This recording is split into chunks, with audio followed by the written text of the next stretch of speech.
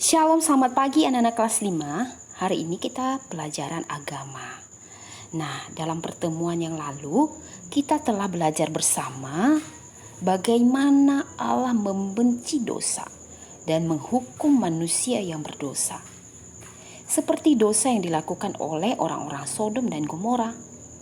Sehingga Allah membinasakan mereka dengan hujan api dan belerang. Nah, pada hari ini kita masuk dalam pelajaran 6 yang berjudul Daud dan Batseba. Nah, anak-anak, siapa sih yang tidak mengenal tokoh Alkitab yang satu ini? Dia bernama Daud. Dia adalah seorang pahlawan yang melawan tentara Filistin yang bernama Goliat.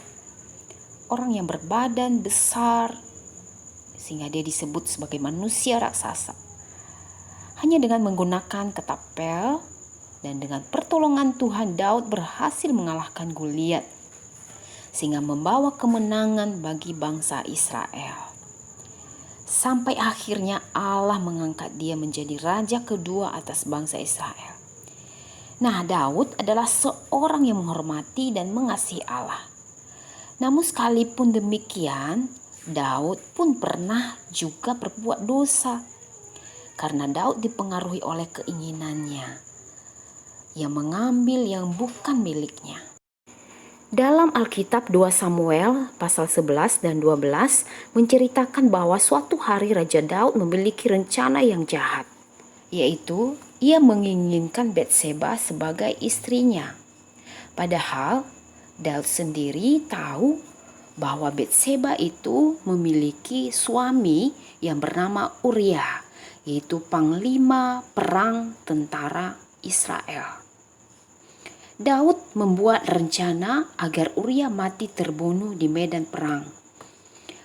Maka ia menuliskan surat kepada Yoab, yaitu pemimpin pasukan perang Israel, agar ia menempatkan Uria ke barisan paling depan saat perang terjadi.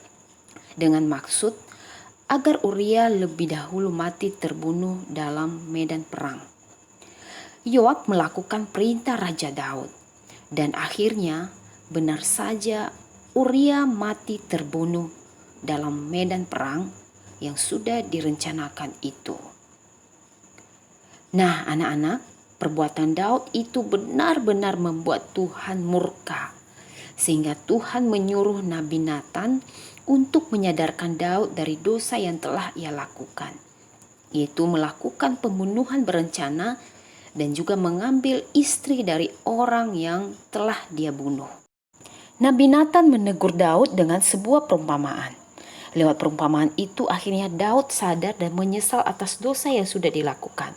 Dengan penuh penyesalan ia datang kepada Tuhan dan memohon pengampunan. Lalu Daud berseru, "Aku telah berdosa di hadapan Tuhan." Nah, anak-anak, dosa Daud memang telah diampuni Tuhan karena Dia Allah Maha Kasih. Tetapi Allah juga adil. Dosa harus tetap dihukum. Sehingga Daud tetap menerima hukuman, yaitu anak yang lahir dari Batseba mengalami sakit dan sampai hari ke-7 anak itu pun mati. Nah, anak-anak, kesimpulan dari pelajaran kita hari ini adalah pertama, Allah membenci dosa. Karena itu jangan bermain-main dengan dosa. Sebab akibat daripada dosa sangatlah fatal, yaitu murka Allah. Kita tidak bisa seenaknya berbuat dosa dan berkata bahwa Allah pasti mengampuni saya. Tetapi sekali lagi, Allah memang Allah Maha Pengampun. Tetapi ingat, Allah juga adalah Allah yang Maha Adil. Allah akan menghukum orang-orang berdosa dan tidak taat kepadanya. Yang kedua adalah meminta pengampunan kepada Tuhan Yesus Kristus jika kita melakukan dosa. Akuilah kepada Tuhan dosa apa yang sudah kamu perbuat, baik yang sengaja maupun tidak sengaja. Nah, kemudian berjanjilah di hadapan Tuhan untuk bertobat dan tidak mengulangi lagi dosa yang sama. Yang ketiga, jangan memberi diri kepada kuasa dosa, melainkan hidup dalam kuasa Tuhan Yesus agar tidak berbuat dosa lagi. Jauhilah hal-hal yang dapat membuat kamu jatuh dalam dosa, Hindarilah dan minta Tuhan untuk menuntun kalian di dalam menjalani kehidupan sehari-hari di dalam terang dan kasih Tuhan. Sehingga ketika ingin berbuat dosa, maka Roh Kudus akan mengingatkan untuk berhenti melakukan dosa. Berdoalah dan bacalah Alkitab, supaya kamu terhindar dari segala dosa-dosa yang membuat kamu jatuh.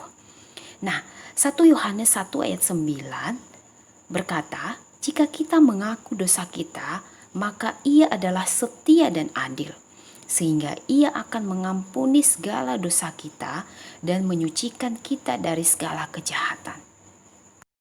Nah, anak-anak kelas 5, waktunya kita mengerjakan tugas evaluasi halaman 39. Kamu bisa menemukan jawaban dari nomor 1 sampai nomor 5 dari sumber materi kita hari ini terdapat di kitab 2 Samuel pasal 11 dan juga pasal 12. Kerjakan langsung di buku cetak agama kamu dengan tulisan yang rapi. Lalu jangan lupa tulis nama dan hasilnya kamu fotokan dan kirim ke Miss Teti. Oke? Nah, selamat belajar anak-anak. Tetap semangat. Tuhan Yesus memberkati.